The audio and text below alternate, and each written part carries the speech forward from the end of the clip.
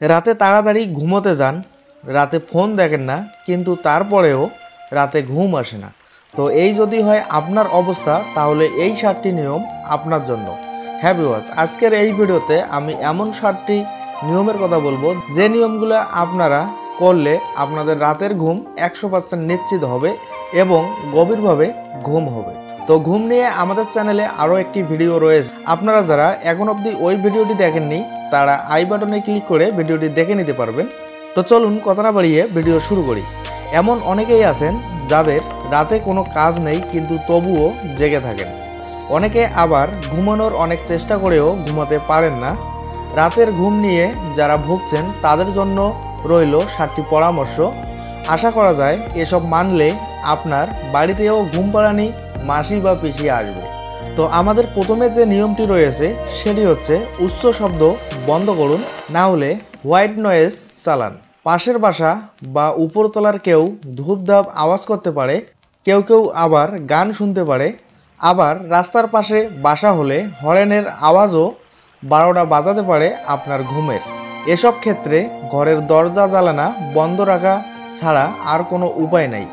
এরপরেও কানে শব্দ এলে হোয়াইট নয়েজ এক ধরনের শো শো শব্দ, অনেকটা ফ্যানের মতো, বাতাসের মতো, এটি চালিয়ে ঘুমিয়ে যেতে পারে। যেভাবেই হোক বিরক্তিকর শব্দ থেকে দূরে থাকতেই হবে। 2020 সালের এক গবেষণায় দেখা গেছে হোয়াইট নয়েজ চালিয়ে ঘুমানোর কারণে কিছু মানুষের ঘুমের উন্নতি হয়েছে। আমাদের এরপরে যে নিয়মটি হচ্ছে একটু হাঁটাচলা করতে হবে। ঘন্টার পর ঘন্টা শুয়ে থেকেও ঘুম যদি না আসে তাহলে বিছানা থেকে উঠে পড়ুন, বারান্দায় গিয়ে একটু হাঁটুন। প্রয়োজনে এক রুম থেকে অন্য রুমে হেঁটে আসুন। কিছুক্ষণ হেঁটে এসে আবার শুয়ে পড়ুন, এবার সম্ভবত আপনার ঘুম আসবে। বাসায় সিঁড়ি থাকলে একটু সিঁড়ি দিয়ে হেঁটে নিচে নামতে পারেন, ব্যায়ামের পাশাপাশি ঘুমেরও সাহায্য হবে। আমাদের পরের নিয়মটি হচ্ছে বারবার সময় দেখা থেকে বিরত থাকুন। রাতে ঘুম না এলে অনেকে বারবার ঘড়ি দেখেন, হয়তো রাত 3টে বেজে গেছে কিন্তু আপনি এখনও ঘুমাতে পারেননি। এক্ষেত্রে মনে হয় হায় হায়, আর মাত্র 4-5 ঘন্টার মধ্যে ঘুম থেকে উঠে কাজ করতে হবে। হয়তো সময় দেখে তাড়াতাড়ি ঘুমানোর চেষ্টা করবেন, কিন্তু তাতে ঘুম আসবে না, বরং ঘুম আপনাকে ছেড়ে পালাবে। ঘুম না হওয়ার কারণে আপনার মধ্যে উদ্বেগ বা দুশ্চিন্তা কাজ করছে। যত বেশি ঘড়ি দেখবেন দুশ্চিন্তা তত বাড়বে। 2018 সালের এক গবেষণায় দেখা গেছে দুশ্চিন্তা ও ঘুম পরস্পর বিরোধী। যাদের দুশ্চিন্তা বেশি তাদের ঘুমে সমস্যা হয়, আর যাদের ঘুমের সমস্যা হয় তাদের জীবনে আছে দুশ্চিন্তা। আমাদের পরের নিয়মটি হচ্ছে স্ক্রিন এড়িয়ে চলতে হবে।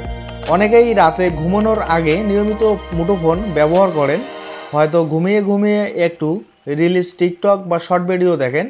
দেখে হয়তো ভালোই লাগে, কিন্তু ঘুমের পথ বন্ধ হয়ে যায়। স্মার্ট এবং অন্যান্য ইলেকট্রিক স্ক্রিন থেকে নীল আলো নির্গত হয়।